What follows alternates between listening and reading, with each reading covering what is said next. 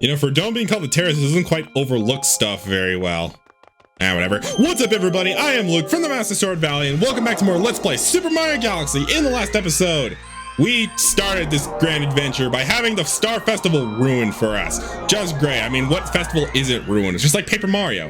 And this episode, we're gonna go and continue in our star hunt, going back to the Good Egg Galaxy. Blast off! Just crashes into the camera every time. Mission number 3 is King Caliente's Battle Fleet.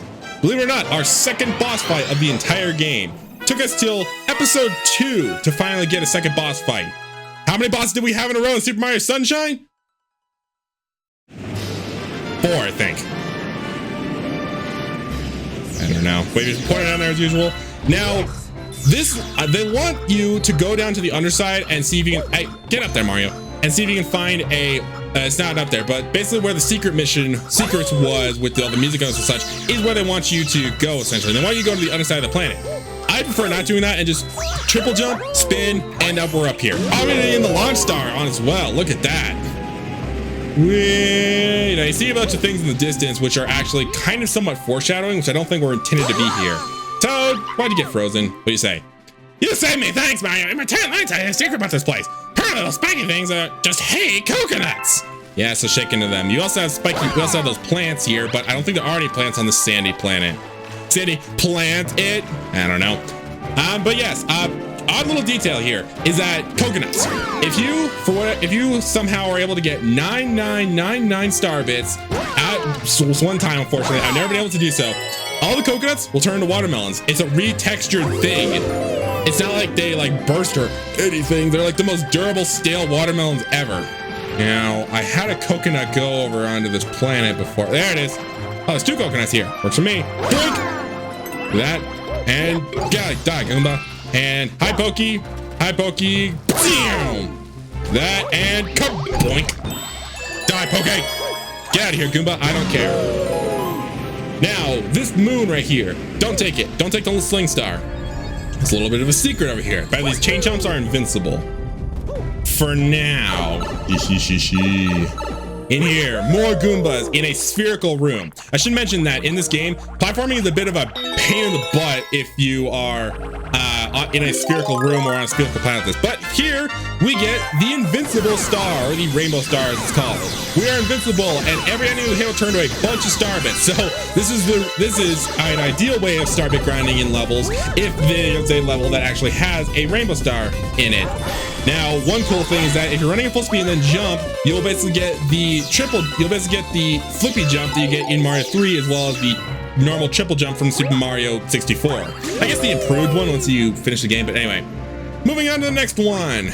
Over here. Electrical hazards. You want to touch them, right? No, you don't. You can see Mario's skeleton, which is actually really creepy. You know what? I won't spoil it. It'll probably happen at some point. Maybe it'll happen now if I'm a clumsy little fool. Anyway, here. Whoa! Okay, maybe it will actually happen. I was not joking about that. What? Okay, I didn't die from electricity, but I died from a dog. Lovely. This game, I should mention, upon death, there's no set checkpoints. It's kind of just whenever you reach like a new planet, usually, or just whenever the game feels like you've made enough progress to which they say, oh, here's a checkpoint for you. Whoa, that was close. All right, cool. Over here, bullet bills. Unlike in 64, where they only had 1 appearance, and Sunshine, Sunshine, they had a lot of appearances. You find bullet bills very prevalent in this game, and you actually need them for required stuff. Unlike in frickin' Sunshine, where you didn't need them at all, except for optional stuff. Here, you actually do need them in a few missions, but this is not one of them. And unfortunately, we got to say goodbye to the Good Egg Galaxy music for this generic stuff. It's not even the frickin' battle, like airship theme that's been in Mario 3 and even in the beginning of the game. All right. So you can see here they'll spit coconuts at you as well as fireballs, and you hit the coconuts back. Yeah. Try hitting the fireball. That's actually a challenge that I would want to actually see. Nice start, but you gotta keep going. On these ships, go to like the left and right, like where the mast and the helm is, and you'll usually find some stuff. I would say bow and stern, but I'm sure you guys probably know better than what bow and stern are, and if I just say left and right. So I think you guys get the point. Okay. That's a massive black hole. You know, that's another thing about black holes in this game. How the fact that they don't suck in anything except for you, and that's if you fall off here. I mean, I know that's game mechanic and such, but think about it from a scientific perspective. Like, black holes are a star. By the way, that's a live stream. It'll increase your health to 6. I could probably put a note on screen if I'm completely wrong about this, but black holes are supposedly stars that have like collapsed in on themselves. Like or they might have exploded. I don't quite know for sure, but they suck in all living matter. And if they're dense enough, then they'll actually implode on themselves and won't actually become a proper black hole. So how is it that these ships are not getting sucked into that black hole, making the thing bigger? I don't get it. I mean, again, I know it's game design and such, but it makes absolutely no sense. If you lovely scientists out there know about what the science behind black holes and such, please let me know. I would love to hear that. But anyway, it's boss time with this guy, King Caliente, who's only appeared in this. Actually, no, he's appeared in Galaxy 2 as well. But technically, this game is his introduction. We're basically playing tennis with him. Cut, boink. And just smack him in the face with a coconut. He's also gonna spit these back, which just like in Mario 64, I guess Mario Sunshine 2, if you get hit, you'll basically go running around everywhere. All right, now he's pissed off. Oh no, his crown is off. I just realized. Oh, we're in deep trouble now. Now these things, I believe, are like fire that's like invincible. They'll basically not stop following you. They won't stop bouncing around. Oh, stop it! I lost my health extension. Great. Grad, this boss fight is supposed to be easy. Do that. Yeah, he's gonna hit it back. Hit it back again. Oh, third time. And done. Smack him in the side of the head. He plunged into the lava. Ouch. He emerged from the lava and died in the lava. Gruesome. All right. With that beautiful background again, and with me being able to position things right. Come on, freaking slope. And never mind. Let's just grab our star. Yeah, da, da, da. Hell yeah! We got a star. Returning to the terrace again. It's time for pointer. Returning to the terrace again. It's time to move on to the next galaxy. After getting 3 stars, you unlock the Honey Hive Galaxy. This galaxy can get a little complex, especially later on, but that later on will come later on. Awkward wording much. Anyway, mission number 1, B, Mario takes flight. Oh my god, we're gonna become the letter B and become an error in the coding. No! Wait, I'm thinking of Gary's mod. It's actually relevant that I can talk about that, unlike when other people couldn't, because Gary's mod didn't exist in 2007. At least I don't think it did. I might have to look that up. Anyway, before going forward, turn around, zoom the camera around, and look at this. There's an M of Starbits over here. I really like that detail a lot. Come on. Can I see the entire M of Starbits, please? Come on, please. Thank you. Give me the M. Give me that M of Starbits. Come on, man. There we go. We got them all. Now, also, if you come back here onto this ledge, what does this say? I never read this. Oh, it's just talking about the camera controls and how, like, when you can't turn the camera around, you go, bzz. I guess not here. Like that. That's the bzz. Where you go. Okay, let's go onward. Oh, bounced out the B. What do you say? Who's he? Welcome to the Honey Hive Kingdom. Our queen rules this land. And that's a worse British accent than the frickin' I think his name is Polari, next to Rosalina. God damn. What do you say? Newbies must greet her highness, Queen Bee.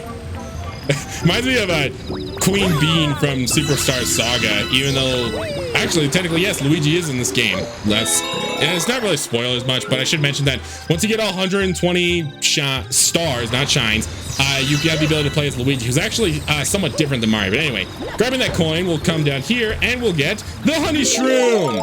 Now, this is a both loved and hated power-up, B Mario right here. I, for one, really like it. One thing it does is that these bugs right here, which are normally scared of Mario, will chase you if you're a bee. I really don't get it because those things are pathetic as hell. But anyway, you can fly as normal Bee Mario. One thing I should mention is that if you spin, it's a honey spin instead of just a regular like starry spin or whatever it does, and the like and such. Tap A for like do it in bursts for distance. Hold it down to go high, for height basically. So we have that. You can't do a backflip or a spin jump, basically. So watch, I'll crouch and I'll jump. You can't do a backflip, so you have to actually fly here. I mean, that makes sense. They want you to get into that. If you touch water, you will lose the form, or if you also die. And these flowers are can only be stood on if you are B form. They'll disappear if you are regular Mario. Now I have honey right here, which will actually slow you down, even if you are B form or not here. Do that. Oh, I had honey on my hand. That's actually kind of cool. But anyway, honey will slow you down, and whether you be or not, so just stay out of it. Moving onward. How convenient. Because like I said, if you touch water, you'll lose your form because bees suck if they touch water. Bees just suck in general. I hate bees so much. Whether it be bees or obviously I hate wasps and yellow jackets and the like more, but even like freaking stop running in circles, Mario. Honeybees and such I do not like because I'm always worried about them stinging me. Anyway, those dandelions there are kind of your replacement of a back jump in a B form. That you get a lot more height from them than a normal backflip jump. And yeah, you spin up them and then you utilize whatever is higher up. Speaking of higher up, fly Mario, fly. Okay, then shake. Can let go of the flight now. Thank you. Now over here is another secret. You again, always make sure to look out for secrets. Because if you come over here and spin this, it'll cause a vine, which means that we can go to the other side of this planet over here. It's weird calling. I remember like when I was a kid as well, and I didn't understand like space or anything that much. I was always confused calling these other parts freaking galaxies over here. I wasn't calling them planets because again, I was like 6 to 8 years old when I was first playing this game. But anyway, what is this? What do you say? One of the perks of being a bee is being able to stick to this honey wall. Yes, you can stick to honey wall if you're a bee. It's kind of useful in only like 2 missions though, so it's not really that very much useful. You do recover your flight though, which is nice. Also, grabbing coins when you're in the middle of your flight will also recover your flight. Seems like you gravitate once you get stuck on one of these honeycombs. I mean, I appreciate it and such, but whoa, come on, recover your stamina, recover the flight. Thank you. All right, let's go. Pardon me. Let's go up. Boink, boink. You bite, you die. I cannot take credit to that. That's someone else's saying. But basically that you wait for a blind plant to bite and then you die, and it dies. Oh, who might you be? A physician, we presume? No matter. We are in the most vexing predicament and require assistance. The most furious itchiness plagues our entire being. It must be stopped. Please find the source at once. I am not going to try and do a woman's voice ever again. I'll probably just use my normal voice. I don't know how good or bad that sounded there. Anyway, we stick to her body because apparently she's a honeycomb. And she says that everything tickles. She apparently wants to be as sexy as possible. I can't believe I just said that. But I mean, seriously, like the things she says and where you are in position of her body is really, really odd. My thanks, you have shown much bravery, newbie. Newbie, got it, I get it. Ha ha ha ha. Just may rely on you in the future. Probably not. Actually, maybe yes. Maybe yes, you can. All right, let's go. All right, on to the last section of this level. Yes, I know from heart from this. What is this? See. Oh, it's Mario. Sorry, I should not do that voice again. We escaped from Peach's castle too, but then we got Bowser. We got lost with Luigi. I would say paradox, but it kind of isn't. Yeah. What do the other Toads say? I should probably talk to them before I collect this star. I don't know how they got their hands on a power star. They must have just been here. What do you say? Glad to see you're okay. How are we ever going to get back? I mean, you could just grab onto the star and we could get hit right back that way. Yawn. Wake up! It doesn't matter. We got a star. You could probably just hitch a ride on the star, you know. Oh, I guess they did because we're not returning to the terrace. Usually when this happens, it's something important. It's like, okay, all right, Mario, come to the front. We have a big important Luma meeting. Like a corporate meeting. And with that, we discovered a new galaxy again. You're gonna slowly start discovering galaxies from here. Mario, your name is Mario, isn't it? That's what I heard from your friends who just arrived. Mario, it has such a nice ring. Oh, I know, you can say it as long as you like. Ew! Your friends are waiting for you in the garage. I think they want to tell you something, so you best hurry over there. Now, the garage is not really useful for anything. You can get some hints from toads for it. There's also something else that's will become relevant later there. Also, we have 301 star bits. Nice. Let's see, what do you say, Toad? What does this Toad say? Oh, this is male Toad. Oh, no. Yeah, that's male Toad right there. What do you say? Where are we? I want to go home. I'm so homesick. Okay. This place is fine. This place feels like freaking home. Captain Toad! You had your own spin-off game years later. We'll help you get power stars and save Princess Peach. We're all in this together. I think I'm the only one in this here. I'm not gonna talk to him, but over here is a 1-up in the box. I don't think it's there. I think it's there every time you reload. I want to say I don't quite know. Let's see. So I guess this place is some kind of mobile space station controlled by that Rosalina lady. Who exactly is she anyway? She's not a witch, is she? Is she? No, it's ridiculous, right? Who is Rosalina? Game theory, you've broken that down already, haven't you? I think they have. Now, as we unlock new galaxies, if there's any stars that we can get in the galaxies we've already unlocked, I'm gonna go back for those. I'm gonna save like new galaxies for when we actually get these completed. So moving on to mission number 2, Trouble on the Tower. Oh great, they do require our services again. How lovely.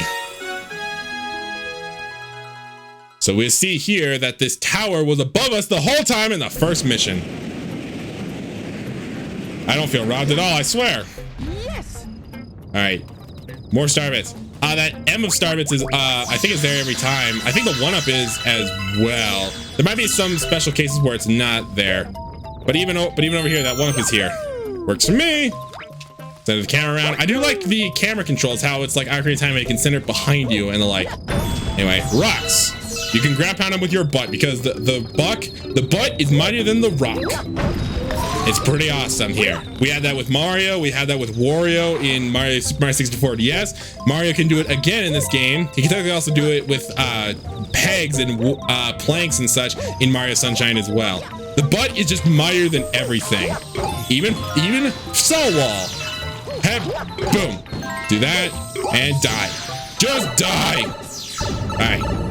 In here is another secret. I believe this is another rainbow. Ow! Screw you. I think it's another rainbow star, which doesn't, I mean, it's easier to get, where'd that star bit come from? It's easier to get a bunch of star bits out of these rocks, but I mean, it's not entirely necessary. Where are these star bits coming from? I mean, I'm not complaining, but like, where are these coming from? Ow. Give me that star. I'm not about to die. I'm invincible! Come on, pointer. Frickin' pointer. I will have to probably adjust things later. I'm recording this episode and the last episode in the same recording. I've done that with Sunshine as well, where I recorded a bunch of episodes together. Usually like 2 or 3 at most. Unlike one day where I just recorded the last finale. But anyway, get a bunch of star bits there, as well as star bits that just flew in out of nowhere. Again, we're gonna need star bits. Let's see here. Oh, that one can actually lift you up, which is really cool.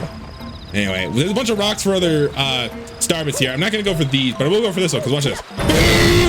I love doing that so much. It's so satisfying. Get out of here, Piranha Plant. Get out of here, head suckers, whatever you're called. I don't know what those are called. I'd have to look that up. Let's go! Now be careful right there, because if you spin, you'll actually plummet to your death inside that black hole.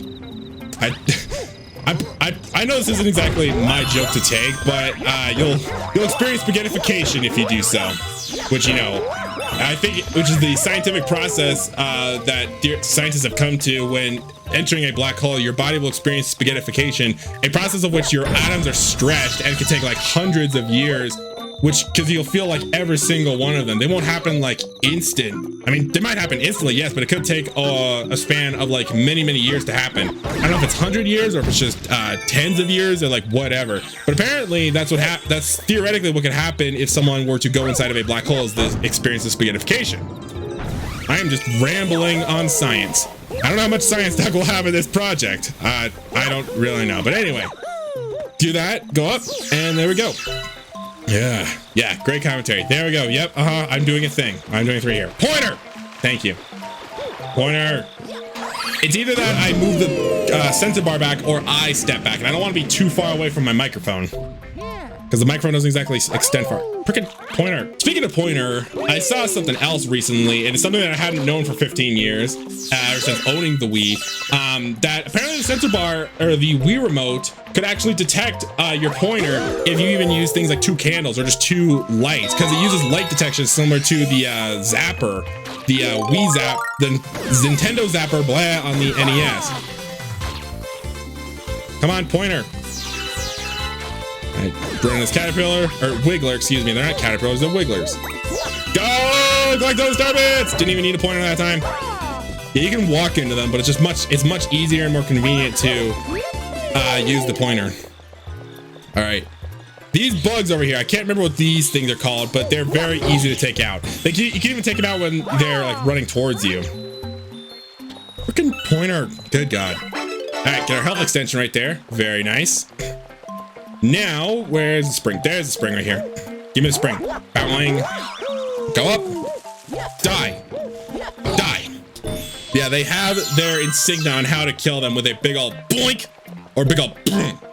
I don't know what to really classify that as, but you get the idea. You just grab on their backs. You can, oh, don't do it too quick. I didn't mention what happens when you stand on top of the head. Anyway, that's okay. We'll have another instance of it. Trust me. I wouldn't lie to you guys, I swear. All right. We activated this, it's another case of a wind-powered Ferris wheel, even though it's controlled by a switch that we just pressed. Anyway, got some more star bits. And here is the trouble on the tower.